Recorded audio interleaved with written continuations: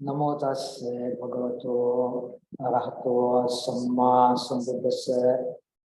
Namo tassa bhagavato arahato samma sambuddhassa. Namo tassa bhagavato arahato samma sambuddhassa. So today is the last lesson before we complete this course, and we have managed to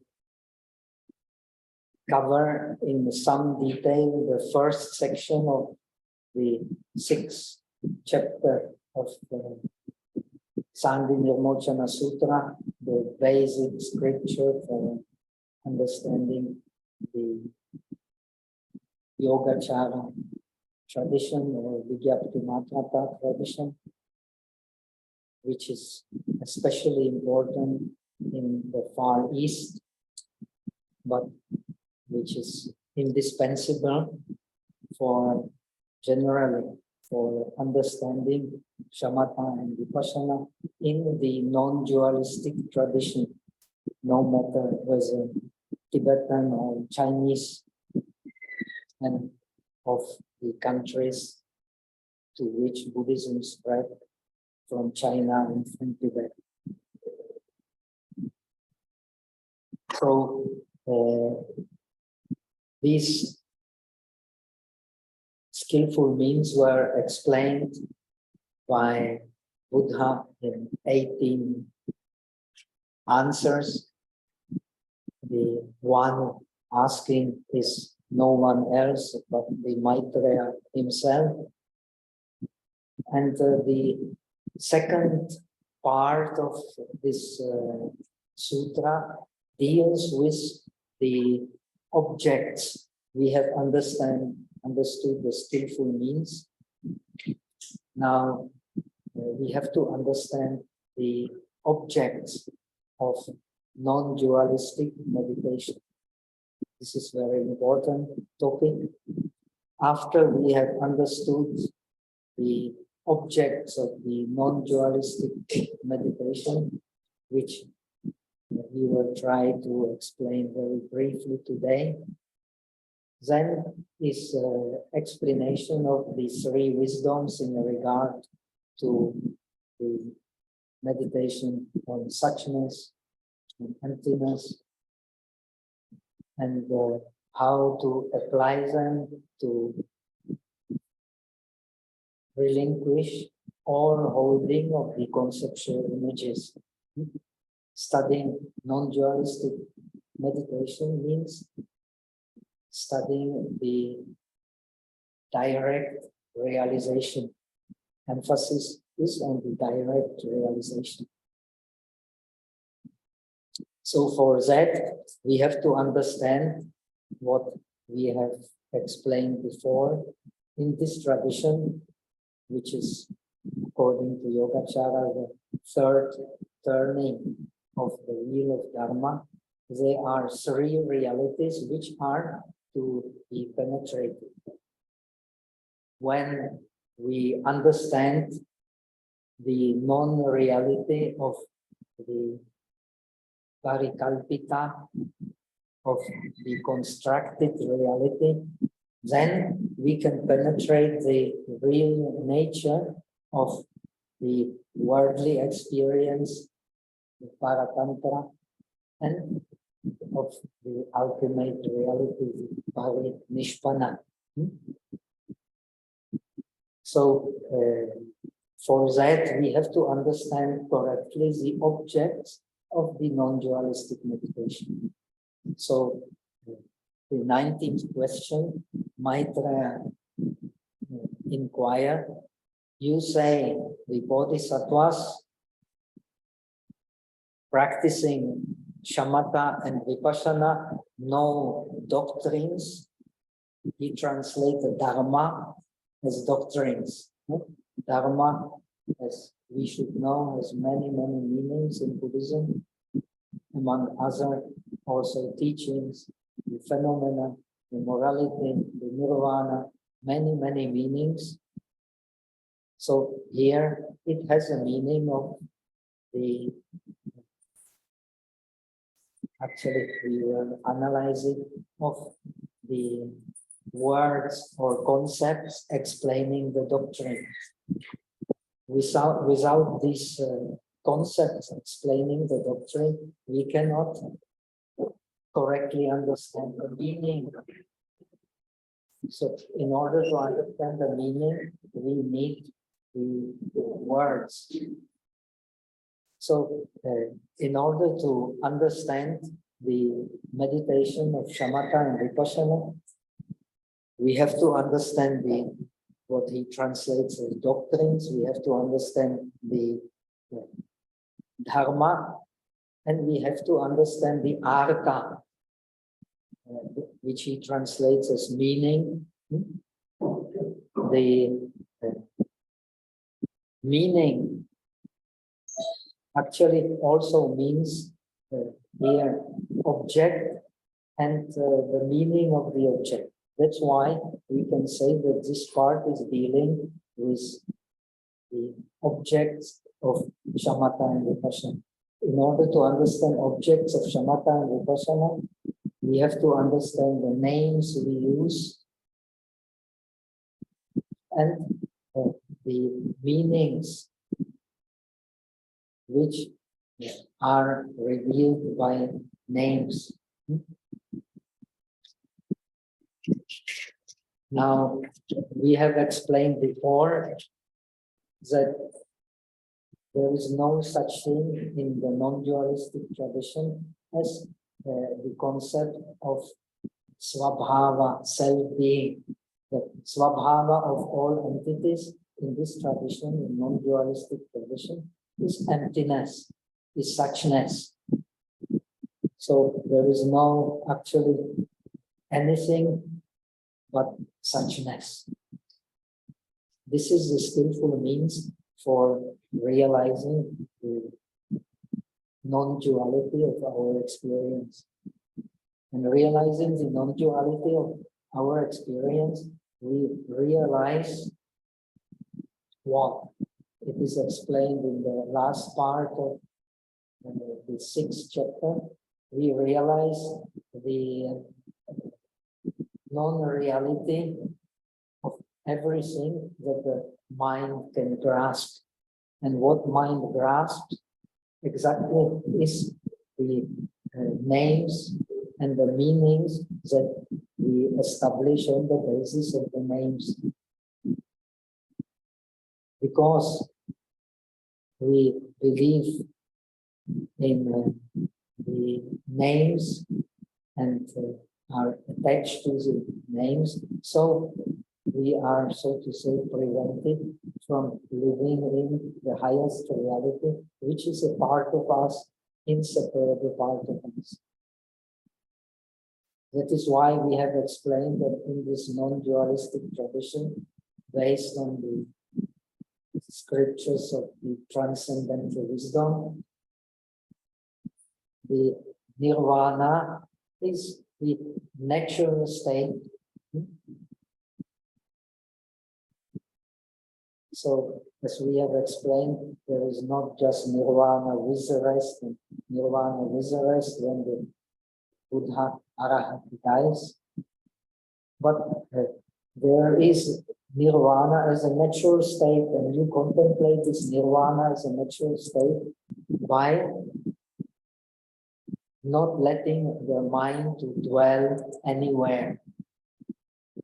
And where does the mind dwell? It dwells on what here is translated as the doctrines and the meanings.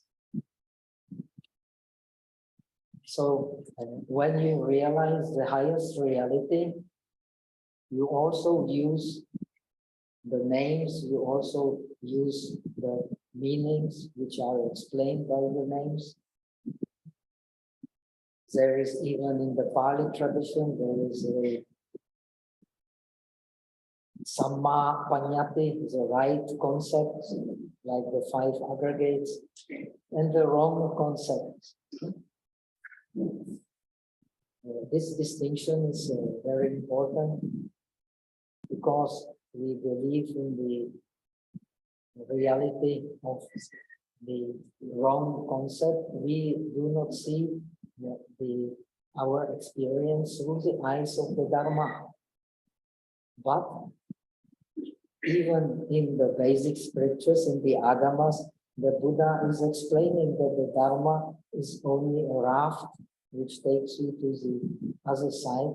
When you have understood the other side, penetrated the other side, then who would carry this raft on his head or on his shoulders? That man would be very unreasonable.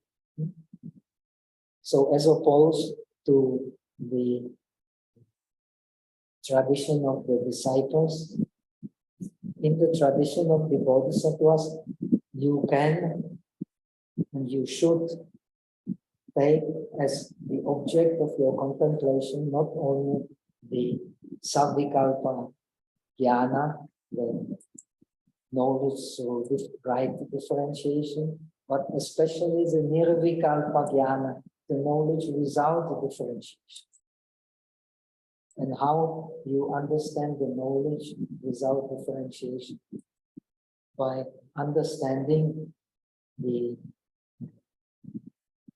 doctrines, what he calls the Dharma, and the meaning of the Dharma, which helps you to use the three kinds of wisdom: wisdom from hearing, from contemplation, and from meditation, in order to penetrate the suchness. Nirvana, as we have explained, is also suchness. So the Buddha explained, the Bodhisattvas know the doctrines, that means dharmas, in 5 respects in regard to, say, 5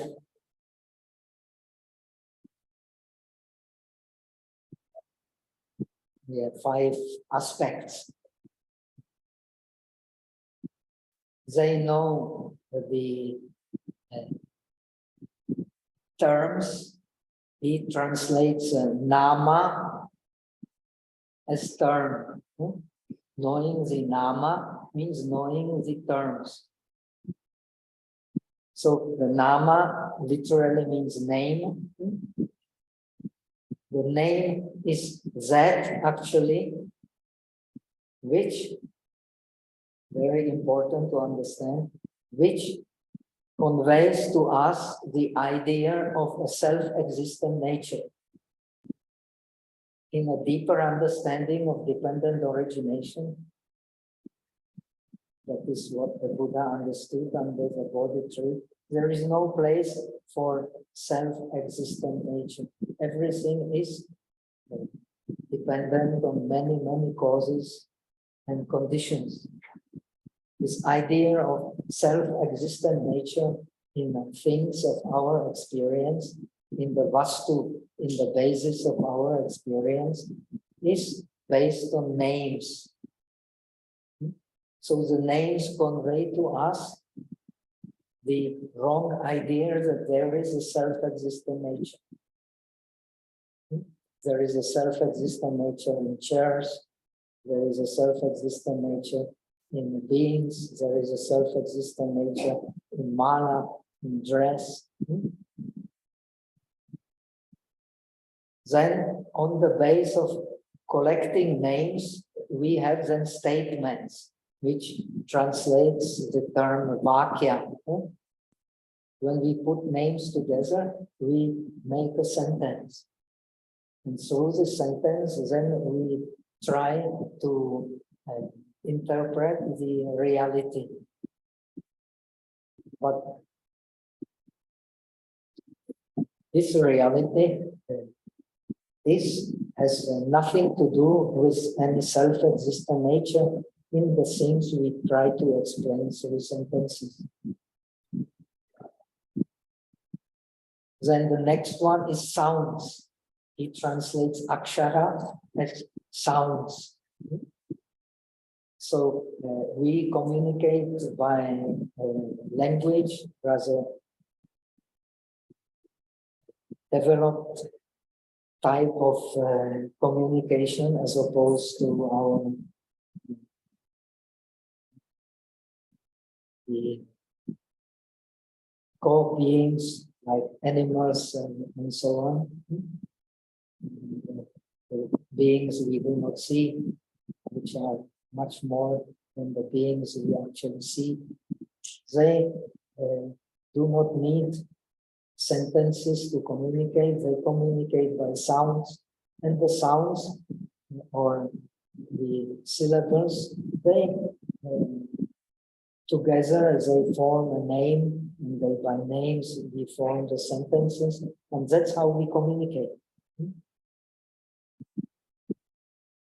So original language was not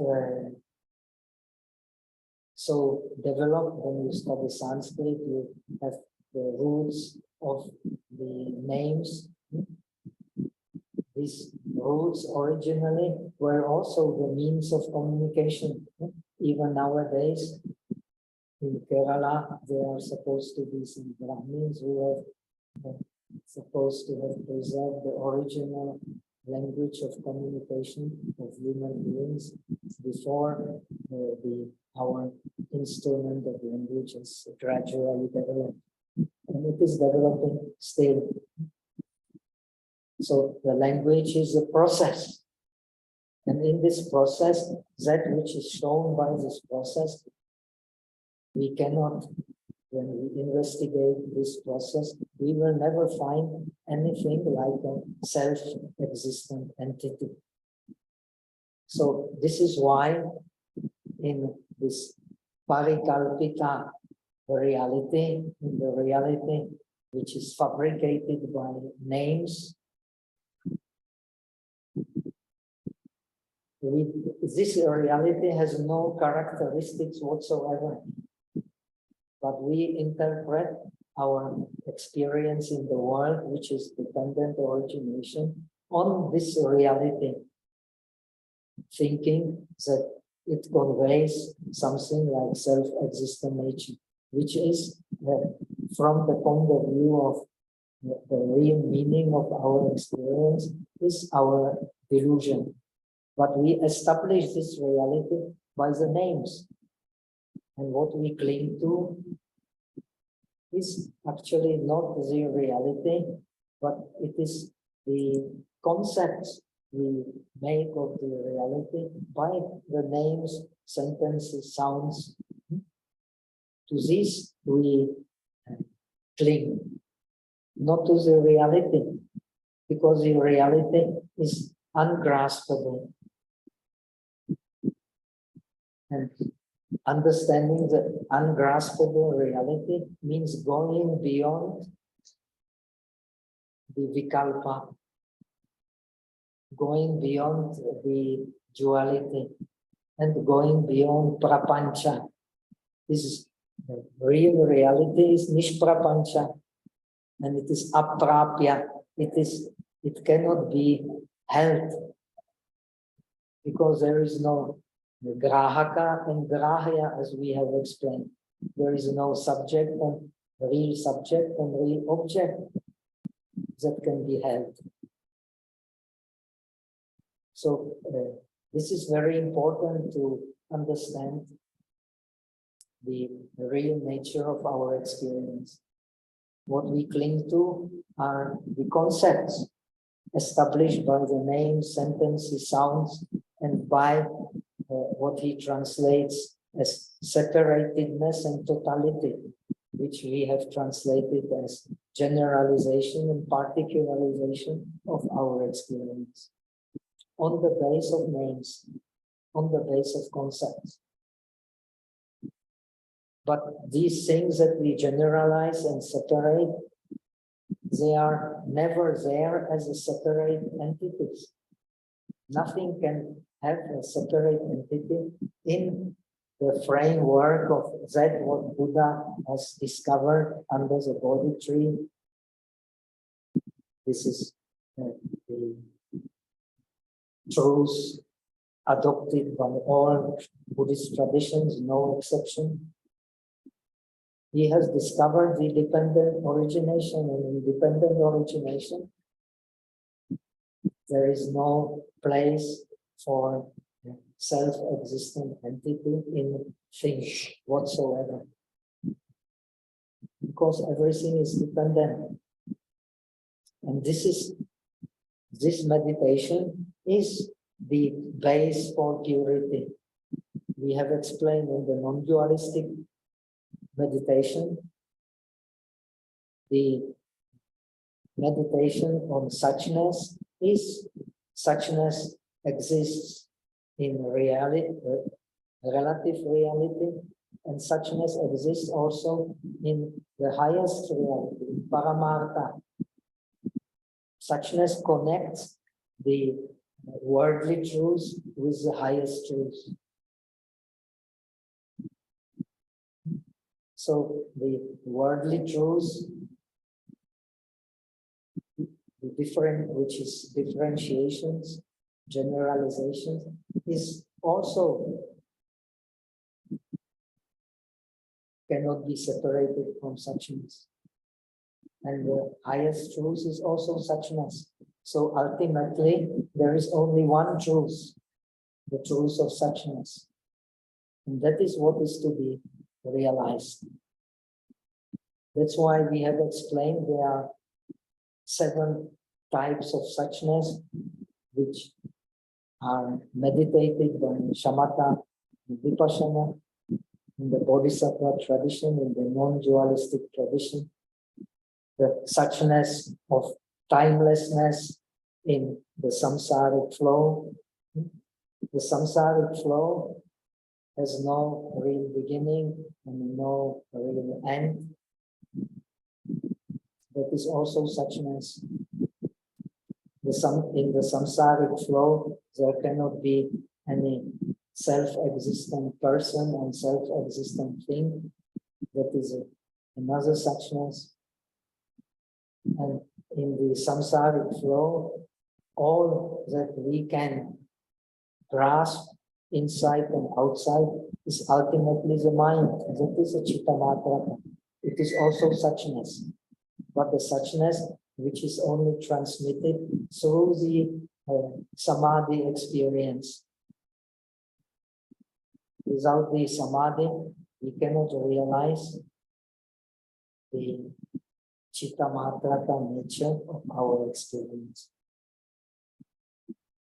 So the study of Yogācāra is the study of samadhi. And this is true, as we have explained, for all the yoga traditions.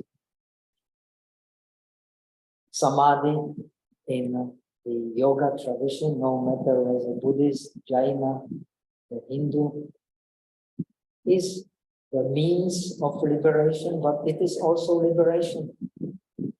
The means of liberation is the penetration of the worldly reality, and the ultimate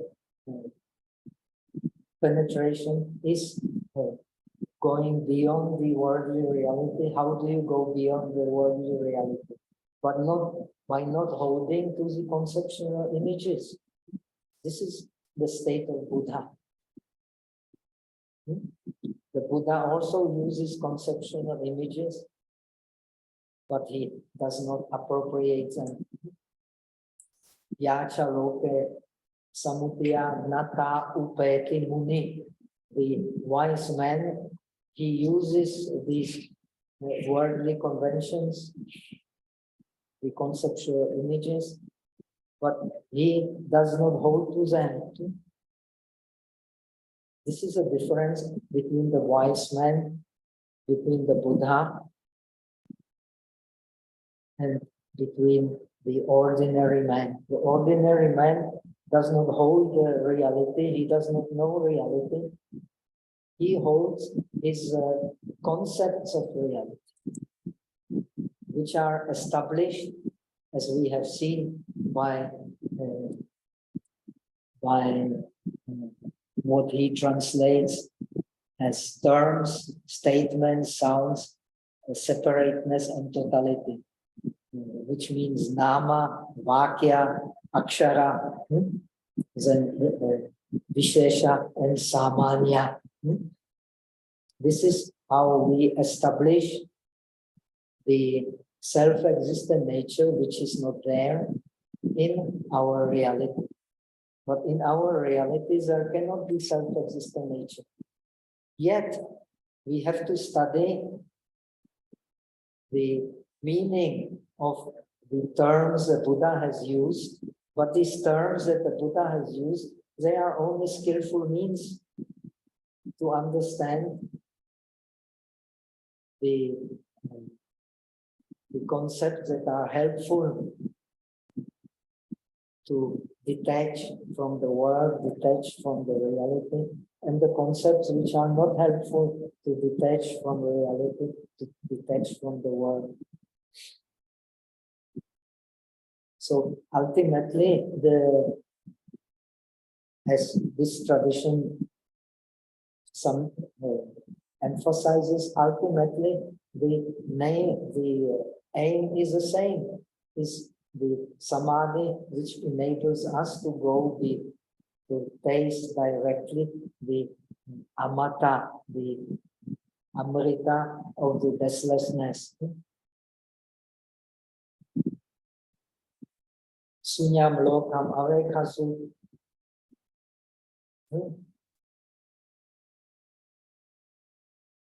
Sada sato evam lokam avekhantam machu rajana pasati. See the world as empty. While contemplating on the world as emptiness, the Lord of the death will not see you. Why the Lord, according to this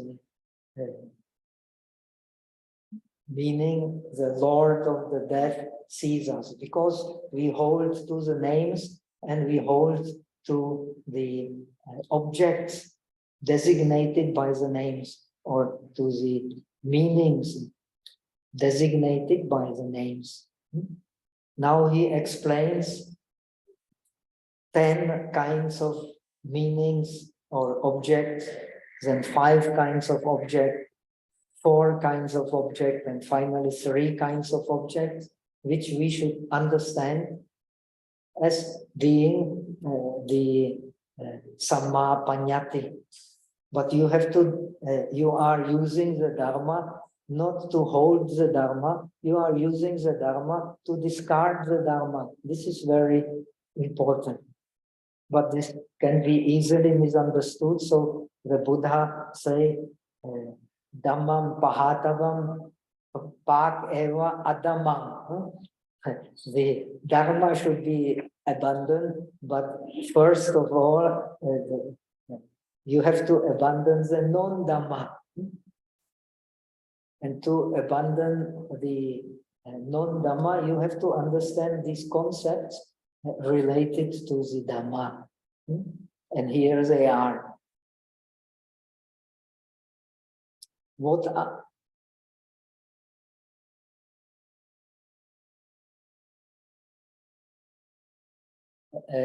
are the, he explains them, these 5 aspects of imposing the impression of self-existent nature on our reality. So that he explains, first is the names. The names are temporary definitions. Actually, there is no temporary in Chinese. It is his interpretation. In Chinese, it is illusionary definitions.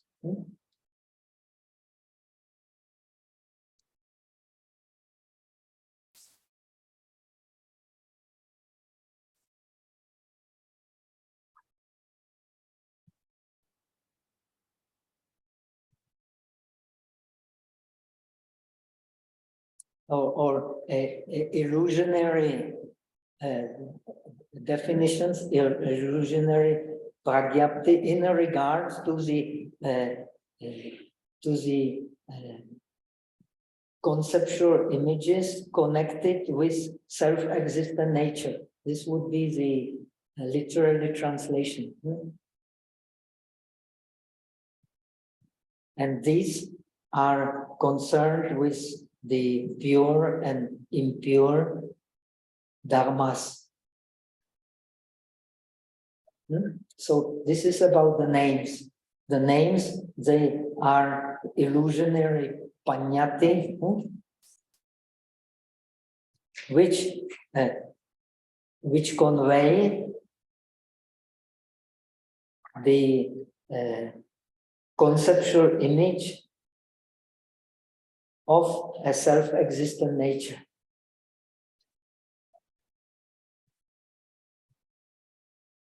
And what are the sentences? He translates as statements. It is okay. These are arrangement of words to explain the basis and establishment of the meaning of purity and impurity. So these are the collection of words explaining the basis for establishment of the meaning of purity and impurity. So they establish basis for entering the process of purification or the process of defilement. On the base of this collection of words, we can understand. And what are the sounds, the syllables? They are utterances. He translates the Chinese zi as utterances. It is all right, because this Chinese zi has many meanings, among others also utterances, upon which the preceding two, that means the names and the sentences, are based. So the names and sentences, they are based for the sounds.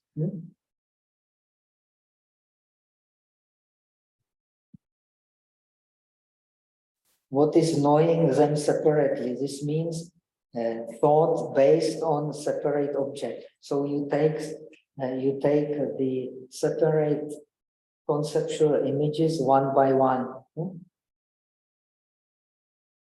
What is knowing them in totality? This means thought based on totality of objects. Totality of objects means, of course, the suchness.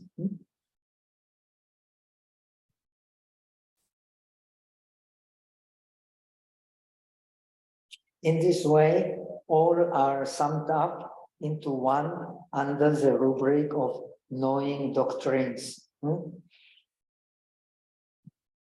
So, in other words,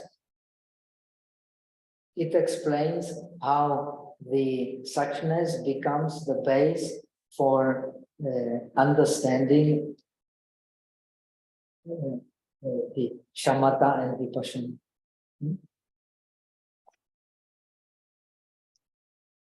Now, this is called for bodhisattvas the knowledge of the Dharma. As for the knowledge of the meaning, the bodhisattva knows them in 10 respects.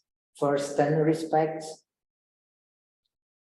and in a way, the other 5 respects, 4 respects, and 3 respects, they are in a way included in these 10 respects. So let us analyze in some detail, with our limitation, these 10 meanings we should know in order to engage correctly in the meditation of shamatha and vipassana. And these meanings, they are illusionary established. Nothing is really established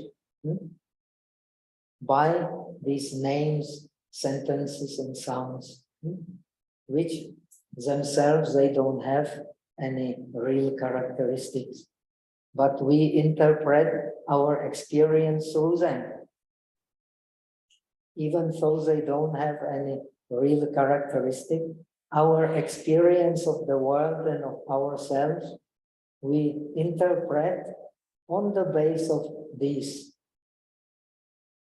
So this is very important if you want to understand the non-dualistic meditation. The state of the beings is a state of always being in contradiction. And being aware of this contradiction, we are in the Zen, we represent the state of the being by circle. And this circle is never completed. We are in a circle which is never completed.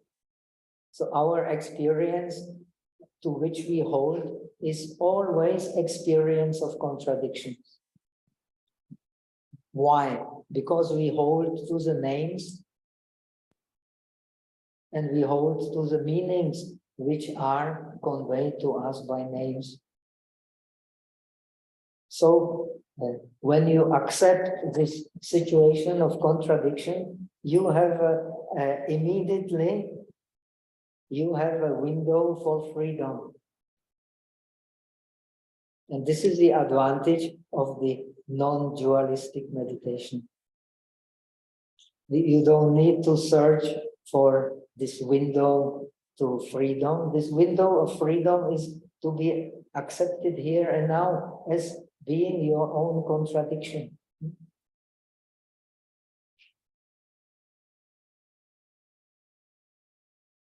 So as for meanings, the bodhisattvas know them in 10 respects. First, they know the nature of limits. This translates the yavat bhavikata. Yavat bhavikata means as far as you can go in your experience. The 5 aggregates, the 6 inner bases and the 6 outer bases, the 18 elements, the eye, the visual consciousness and the color. You cannot go beyond these meanings. This is the yavat bhavikata. If you understand that, then you cannot really believe in some principle of the creator of the world, because all we can understand is only by these yavat bhavikata, as far as our experience can go. So this is also in a way the Shramana tradition connected with Jainism, connected with Buddhism. Don't accept anything on the base of the tradition. Investigate by yourself, see by yourself. So it does not, if you see by yourself, you see that as far as you can go in your experience is, as far as you can go, what you experience through your mind and through the 5 senses. Nobody can go beyond that. If you go beyond that, you accept something which nobody can prove. With the best will, you are unable to prove it on any kind of logic.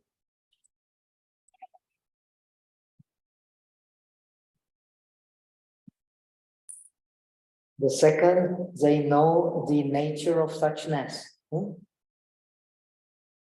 So the nature of suchness, as we have explained, means that even the things are as they are.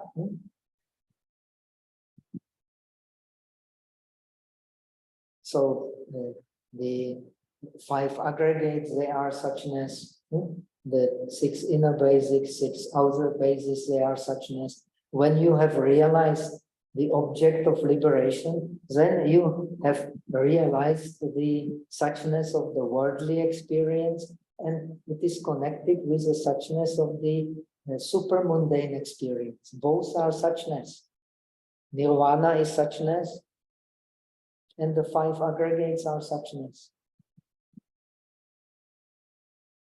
Ultimately, there is only one reality. There are no 2 suchnesses. When you understand suchness, nirvana is also suchness, suchness is also suchness, bodhi is also suchness. When you understand suchness, it will imply that the objects of your experience to which you hold, they cannot have a self-existent nature. So that means your defilements are your dreams. The one who has realized the ultimate reality, we have explained before, he has defilements, but his defilements are savastuka, because the mind is a base for this defilement, not the I. The one who has not realized the ultimate reality, he has avastuka defilement, because he connects them with the self. So he suffers. I am dirty, I am clean, but there is no such base for I being dirty or I being clean. And this brings them freedom.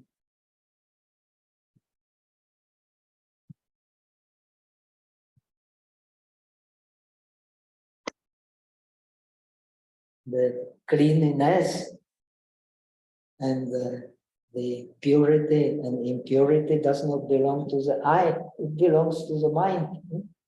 What mind? The mind which holds, which dwells in the world.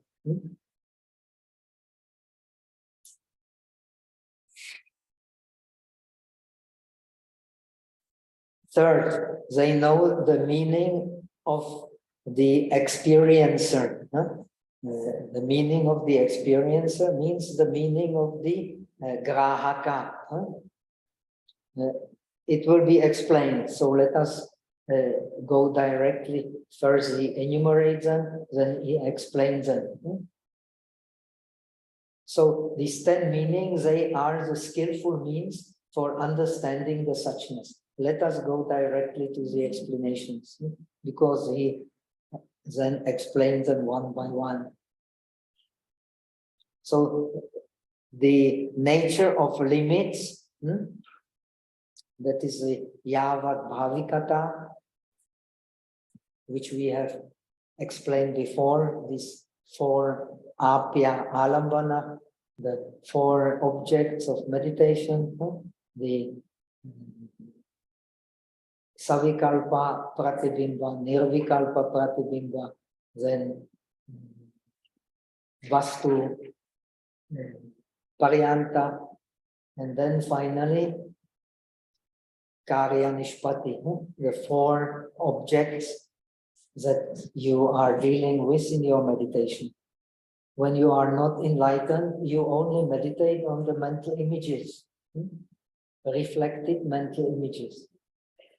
When you become enlightened, you meditate on the yavat and yatha bhavikata, which are vastu paryanta, which is everything that is a basis. There are no other bases than suchness and the 5 aggregates and so on.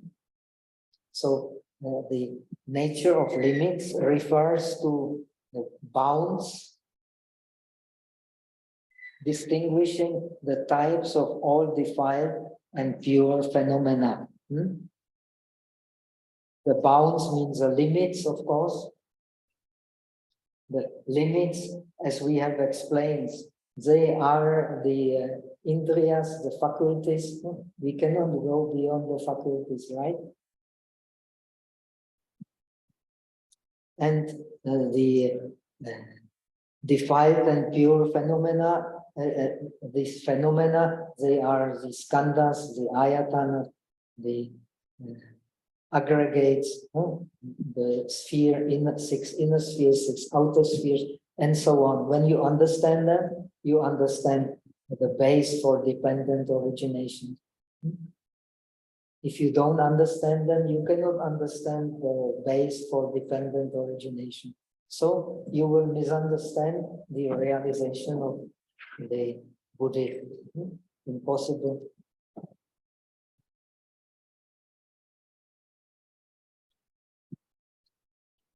The nature of suchness means the true suchness in all defiled and pure phenomena that we have explained. So these phenomena, they are suchness, and they are either pure, that means free from clinging, or they are impure because we cling to them, right?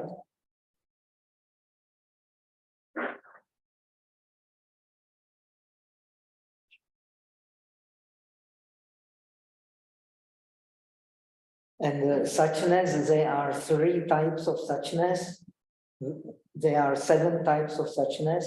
3 types of suchness you have to understand if you want to pursue non-dualistic meditation. The other 4 types of suchness, the 4 noble truths, they are also suchness. But in this tradition, by understanding them as suchness, all suchnesses finally boil down to one suchness. But in order to understand one suchness, you have to understand 7 suchnesses. So this we have already explained, that what he calls the suchness of the mundane world, that means samsaric continuity in 3 times. It appears in suchness, and suchness has no time. In suchness, there is no before and there is no after. In emptiness, there is no before, there is no after. It is so the suchness of the samsaric continuity refers to the beginningless and endlessness of all events. So this impermanence, the arising and cessation, they exist, but they exist only in the worldly reality.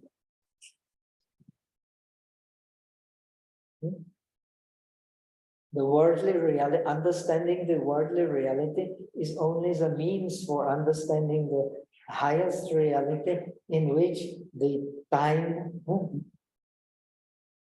really does not exist.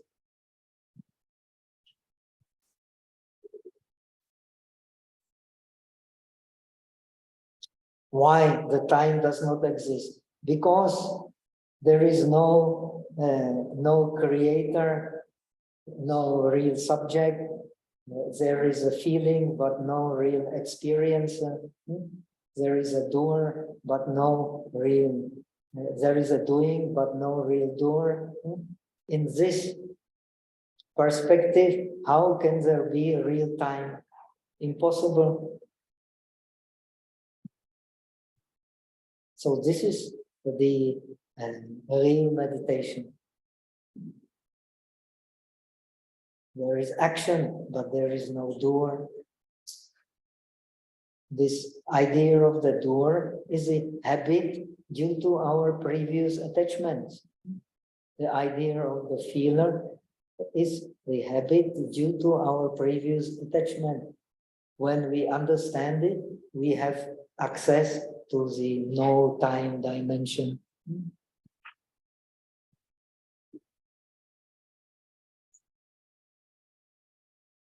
So the doer does not arise.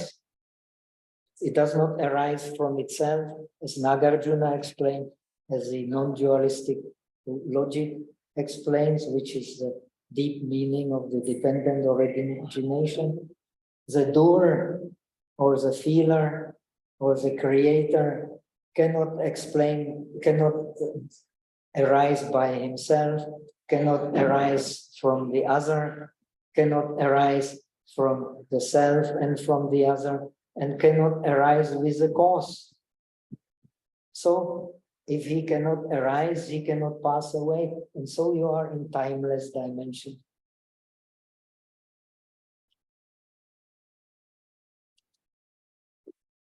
And this timeless meditation on this timeless dimension is the base for understanding the true meaning of dependent origination.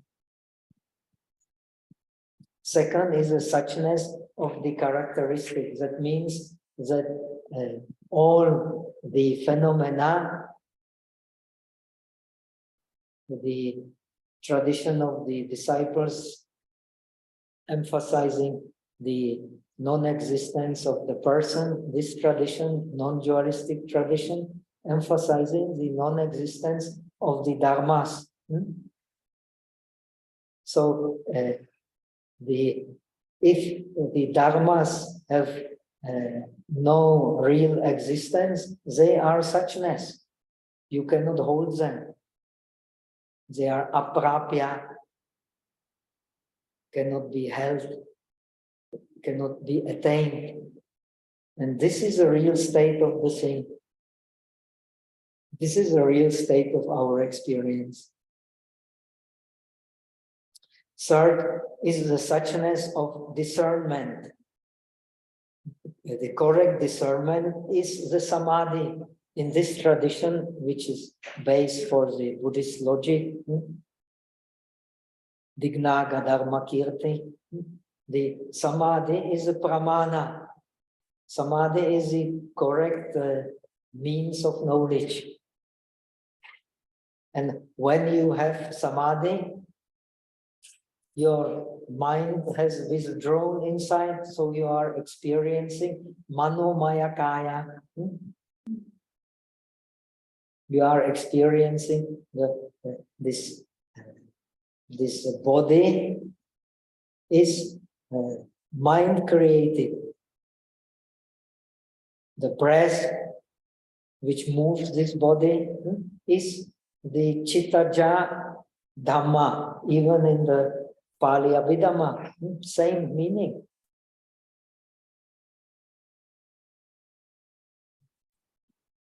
You cannot move this body without the breath, and this body is a mind. This breath is a mind created. So, and you cannot separate the breath from the body. Body is also mind created. But when you see it in the Dharma, in the dhyana, when the mind goes inside the body, and you experience the manomaya kaya, you are not distracted by the five senses, right? So this is the experience of the Vigyapti Matraka.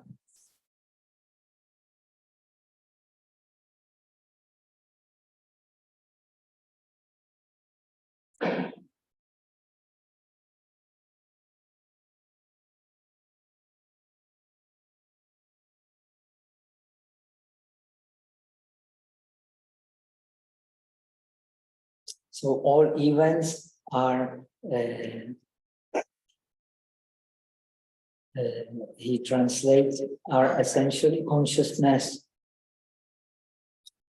In this meditation of shamatha and vipassana in the non-dualistic tradition, first you understand the non-existence of the object, real object, self-existent object, then the non-existence of the mind which discerns the self-existent object.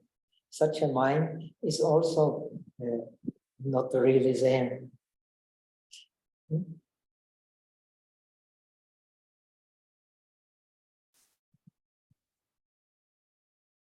That is why this dependent origination, as ordinary see it has never really arisen, because it arisen on the base of the false impression of self-existent nature.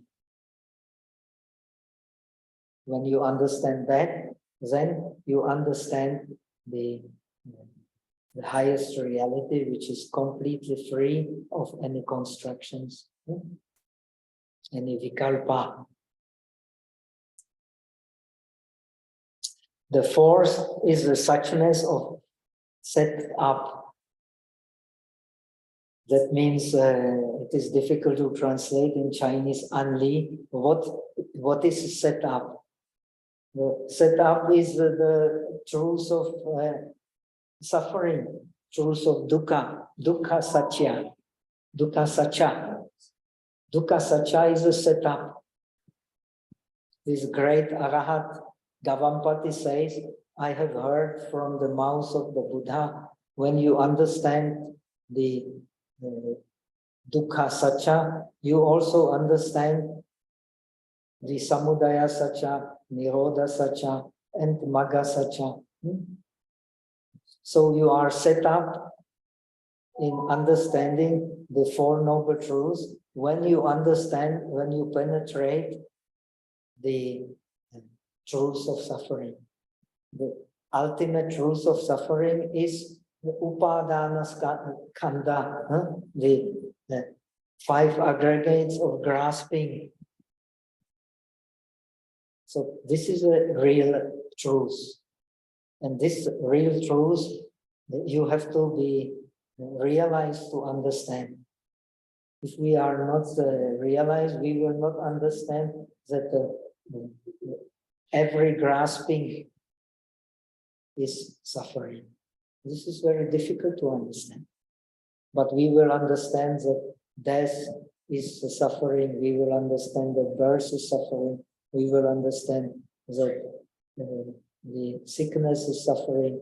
To be deprived of those who are dear is suffering. That we will understand. But unless we have direct experience of the highest reality, we will not understand that the every holding, no exception, is suffering.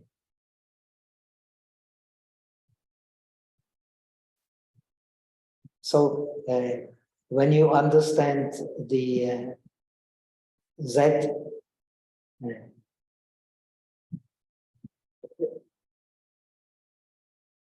that which is to be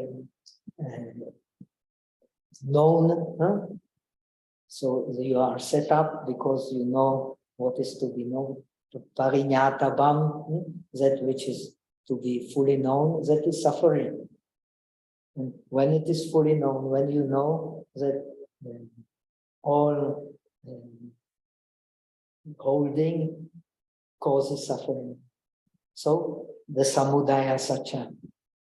Samudaya satya is the cause of suffering, is the suchness of wrong action.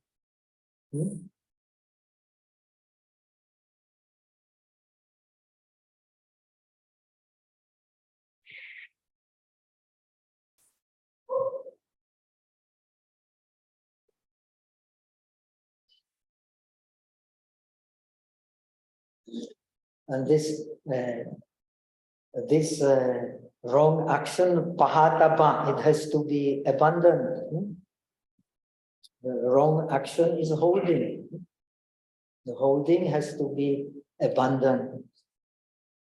Seek suchness of purity. The suchness of purity is the suchness of nirodha, of dukkha, dukkha nirodha. This suchness has to be sachikatabam, has to be realized, or how does he explain? So this is a suchness of purity. Then the suchness of the path is the suchness of the magga, of the path. It has to be bhave tabam, it has to be cultivated. Also, these four noble truths, according to this tradition, they are skillful means to understand one truth, the truth of suchness. Ultimately, there is only one truth, the truth of suchness. The five aggregates is the skillful means for understanding the truth of suchness. The four noble truths is the skillful means for understanding the truth of suchness. The impermanence is a skillful means for understanding the truth of suchness. So ultimately, there is only one truth, the truth of suchness. When you understand that correctly, you understand correctly the Dharma and the Artha.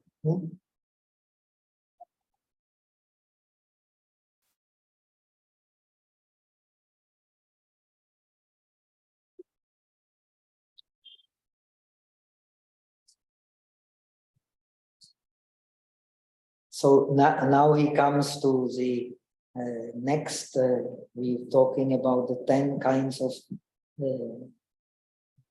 meanings which are necessary, we should understand in order to realize the ultimate reality, the Paramartha. The meaning of experiencer, that is a grahaka, refers to the 5 physical sense organs, due to which we can see, hear, and so on, understand the outer world. Mind, intellect, and consciousness translates, the mind translates the chitta. Chitta, chinoti iti chittam. Chitta means which accumulates the seeds of our previous experience. That is called chitta. And that is alaya in this translations. That is the store consciousness. That is a consciousness which is our samsara. Our individual samsara is this consciousness. So our experience in the world is individual, not objective. But is subjective. But we live in the delusion that it is objective. But it is subjective, it is based on our past experiences, which are stored in our consciousness. So, chitta, chinoti iti chittam. Then you have, he translates the manas as intellect. Intellect, manyate iti manas, that is the organ of thinking. This organ of thinking in this tradition appropriates the alaya and takes it as being me, belonging to myself. Because the essence of identification with the self is the consciousness. Without the consciousness, we don't identify with the self. The base for this identification is the body. That what we base for what we enjoy and not enjoy, not like and don't like, is our sensations, vedana. So it is a base for that, what the self enjoys and what it does not enjoy. And the mind is the essence of the identification. And the Dharma is the base for pure and impure. So these are the 4 foundations of mindfulness. And this identification is the contrary to the law of dependent origination.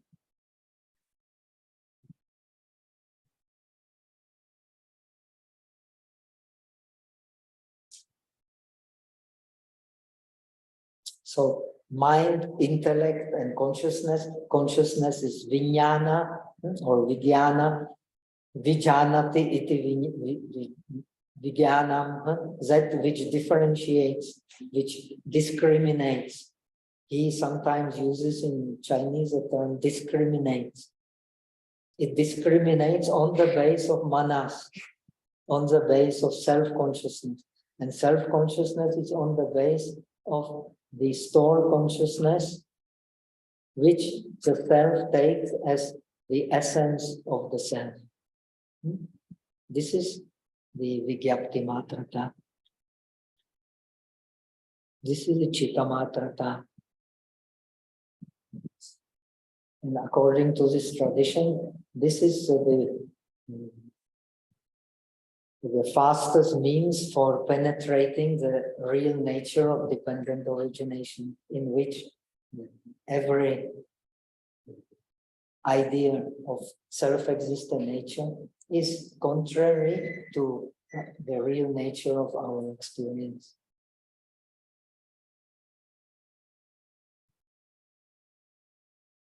Then the meaning of the experience of the grahya, that means that which is the object of the grahaka, refers to the data of sense. Also, the experience is an object of perception. That should be very easy, because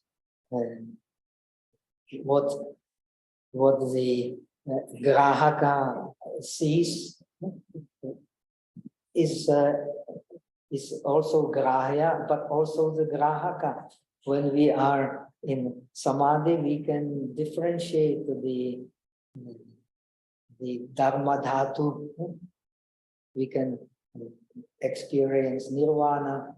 We can experience the rupa prasada, the subtle rupas. We can experience all kinds of things which are the real nature of our experience, and which also are, on one hand, experience, and on the other hand, experiencing.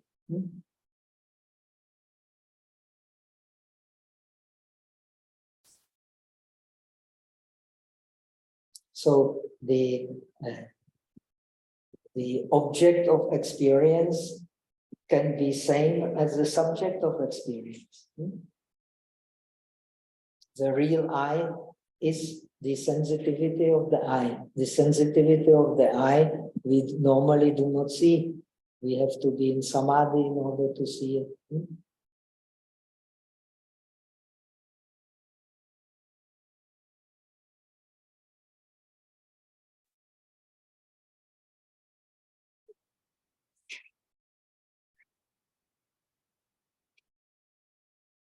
So the realization is to understand that actually all this happens in the mind. The subject and the object, they are the mind itself. The differentiation comes from the mind itself. The meaning of structure. This is structure is rather misleading. We can better translate as meaning of establishment. Bhajana loka. Bhajana loka is our establishment. If there are no beings, if there is no sattva loka, the meaning of the world are the beings. If there are no beings, so the world has no meaning. This is very important to understand. That which gives meaning to the world are the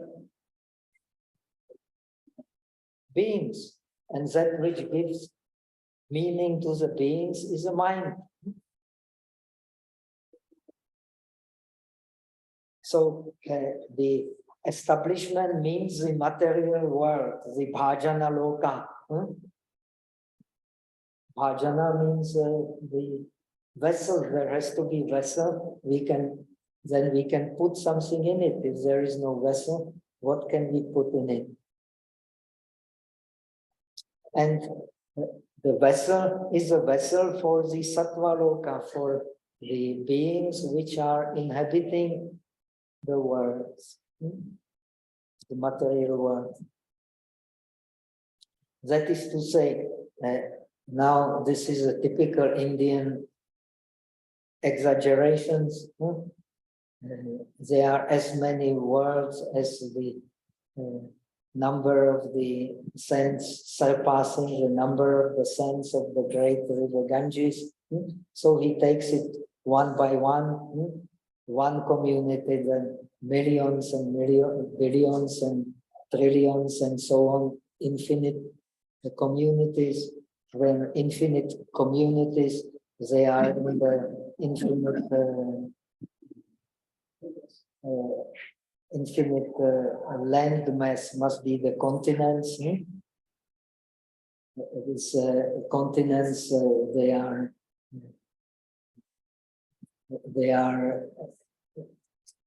in every word, there are different continents. There is this Jambudvipa, the Godania,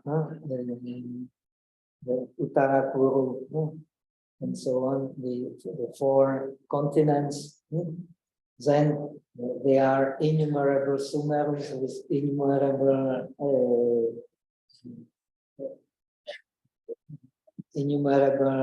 continents. Then there is one solar system. One solar system includes 1,000 worlds. Then there are middle solar system, includes thousands of the small solar system. Then there is a big system including thousands of the big solar big systems. Then you have the Trichiliocosmos, the 3 great 1,000 solar systems, and then innumerable solar systems make one Buddha Kshetra, and then there are innumerable Buddha Kshetras in the 10 directions, as many as you can count beyond the counting. So this expands the mind on the base of the bhajana loka. Bhajana loka is endless, so the mind also can expand to the endless. The limits of our mind is what we have imposed ourselves. So it is said in Buddhist scriptures, so it is said also in Jaina, in yoga.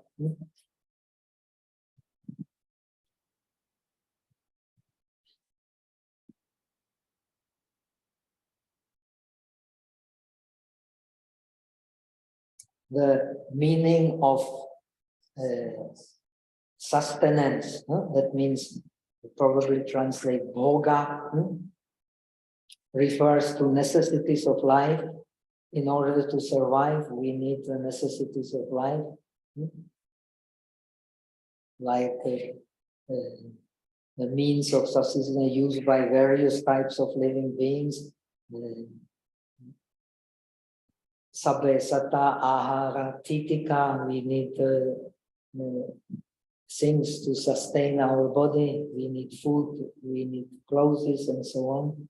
This is also the practical side of meditating shamatha and vipassana. Without having this sustenance, you cannot meditate.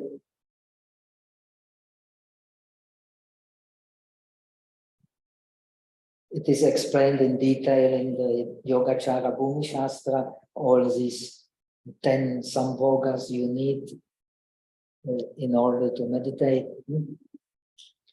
Then the meaning of error, which refers to vipalasa or viparyasa, the error of mind and view, there actually he jumps over, there are 3 viparyasas, the ditti vipalasa, the sanya vipalasa, and the vijnana vipalasa. The perversion, we can translate as perversion, this vipalasa or viparyasa, the perversion of having the view of 4. Each vipalasa has 4 aspects: seeing the impermanent as permanent, seeing the dukkha as sukha, seeing the non-self as self, and seeing the pure as, seeing the impure as pure. So altogether 12 viparyasas, 3 regarding our views, 3 regarding our perception, and 4 regarding our views, 4 regarding our perception, and 4 regarding our differentiation. So these have to be understood in order to penetrate suchness. The impermanence is also suchness. The selflessness of impermanence is also suchness. The meaning of absence of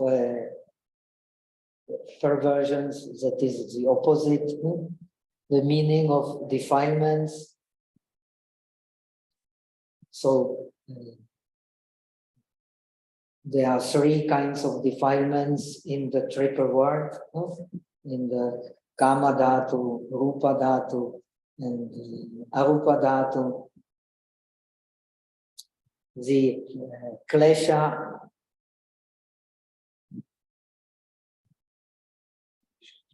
is the first one. Then the karma is next one, and the utpatti, the birth, is the third one. So these are the 3 kinds of defilement. They have to be penetrated in order that you can understand penetrate the nature of the samsaric experience.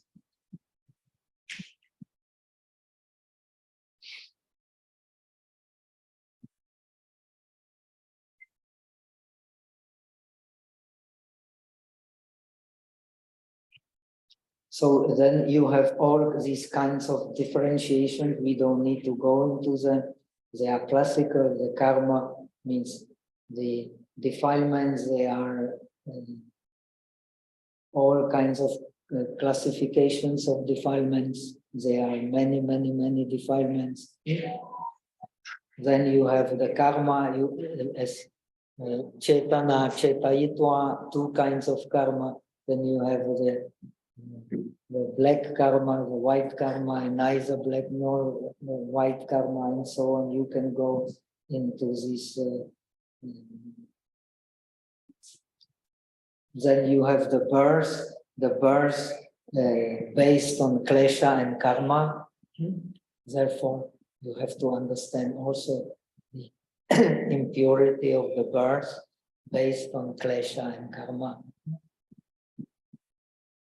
Then finally, the meaning of purity refers to the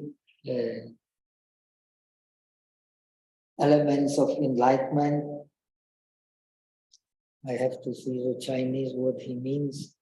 I guess it is 37 kinds of the causes of enlightenment.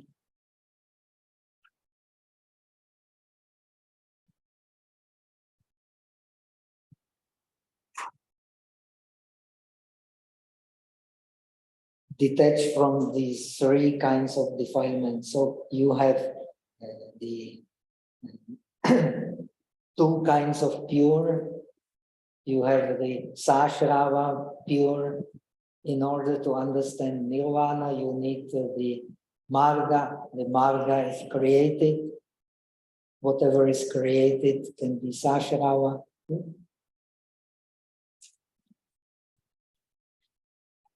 And you have the Anashrava, without inflow and outflow of impurities. And that is Nirvana, of course. So you should understand the meaning of the defilements and the meaning of the purity in order to contemplate correctly on suchness.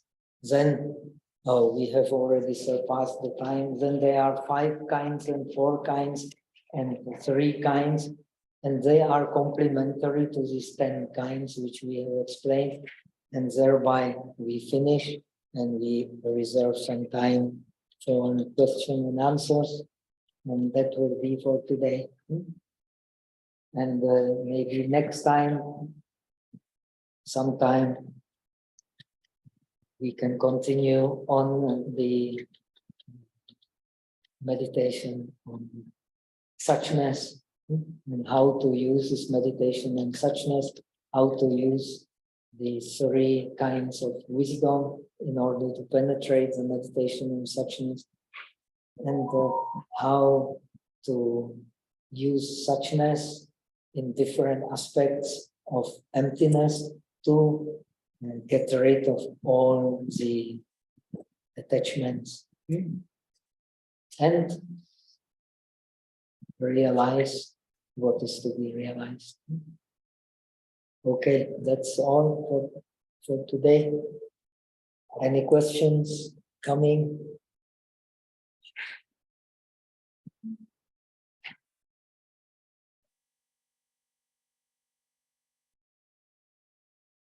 There is one question for Vipassi.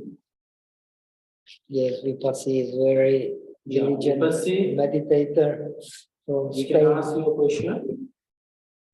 Hi, Bhante. Thank you for all the classes. It was very special because after so many years of Zen and then so many years of Theravada, I couldn't put together, and after this, thanks to Yogācāra and this lesson, now everything is fitting, finally. So thank you so much for this. I have 3 questions. I don't know if this one is going to be too much. First question is, after the 4 steps of Vipassana investigation, when one arrives to the not self-existent nature of the object, the next step, how one arrives to the not self-existence nature of the mind. How? Yes, this is explained very much in the 30 verses of Vigyapti Matrata Trimshika, 30 verses of Vasubandhu, commented by Shenzang. It is a process. In this process, you understand, first of all, you have to understand that what is Vikalpa? Yena vikalpena yat vastu vikalpyate vikalpito eva asau svabhavato navidyate. You have to understand that all the vikalpas, all the differentiations are just differentiation. They can never exist in the as self-existent entities. All differentiations are just vikalpas. Vikalpas means something fabricated, which does not exist in reality. And that is also abhuta parikalpa. The abhuta parikalpa, the Asanga, no, the Maitreya says, abhuta parikalpo asti dvayam tatra navidyate. Shunyata vidyate tatra tasyam api savidyate. Very wonderful saying in the beginning of the Madhyanta Vibhanga. This is a difference between us and the Buddha.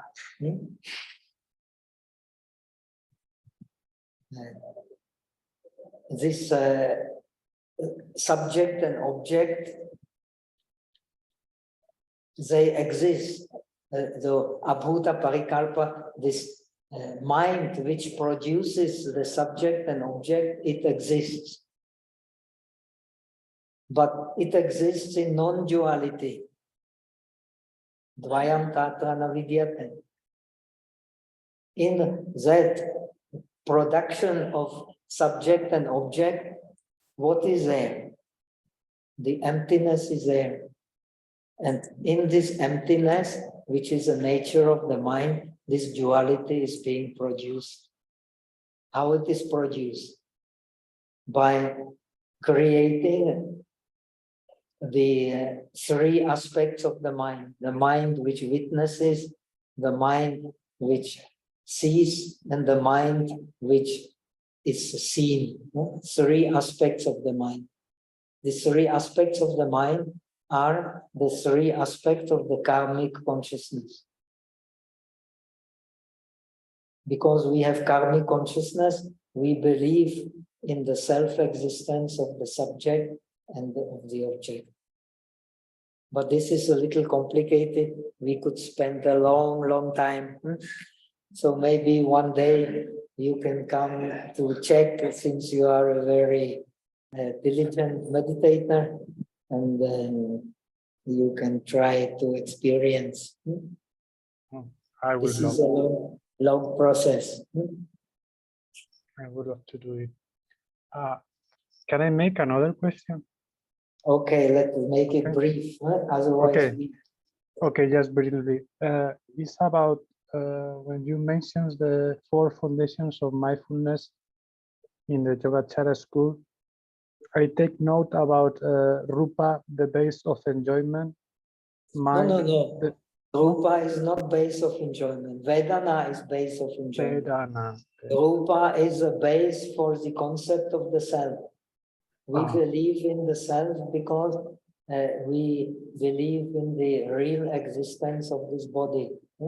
So we believe that is a base for the concept of the self. That which the self enjoys, that is Vedana. That which is the essence of the concept of the self, that is a mind. And that which differentiates between pure and impure, that is a Dharma. Okay. That is what is the base for the differentiation between pure and impure, that is a Dharma. So if you have these 4, then you have the deep penetration of the 4 foundations of mindfulness. This comes from the Yogācāra Bhumi Shastra. Okay. I hope to see you soon. Thanks again. Are you still? Are you a monk or? I'm a monk, but I ordained temporarily up to finish the Pa Auk course. But, okay. So please finish. That is very useful, the Pa Auk course. That is possibly in the Theravada tradition the deepest meditation on the realities that there is in this tradition. And that is a base for Visuddhimagga.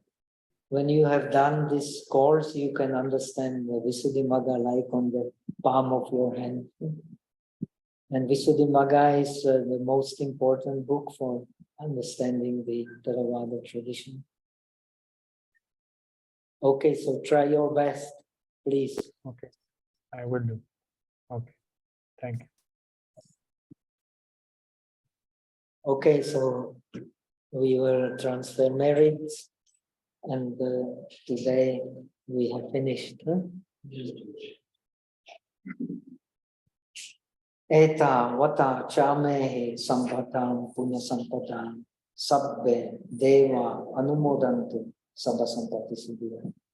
Eta vata chamehi sampatam punya sampadam sabbe bhuta anumodantu sabba sampati siddhya. Eta vata chamehi sampatam punya sampadam sabbe satta anumodantu sabba sampati siddhya. Aka satta chabumatha deva naga mahidika punyanta anumoditva chiram rakantu ekasasana. Aka satta chabumatha deva naga mahidika punyanta anumoditva chiram rakantu desana. Aka satta chabumatha deva naga mahidika punyanta anumoditva chiram rakantu tumartarana. Devo vasatu kalena sasa sampati hotucha pito bhavatu lokocha raja bhavatu dhammiko.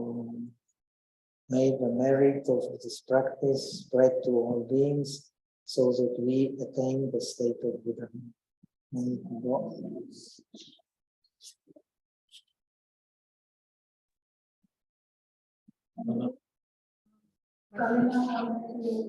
Speak a few words of gratitude on our behalf. Okay. Where is Karuna? Yes, I have joined online. Karuna disappeared like old Norwegian. Yeah, thank you, sir.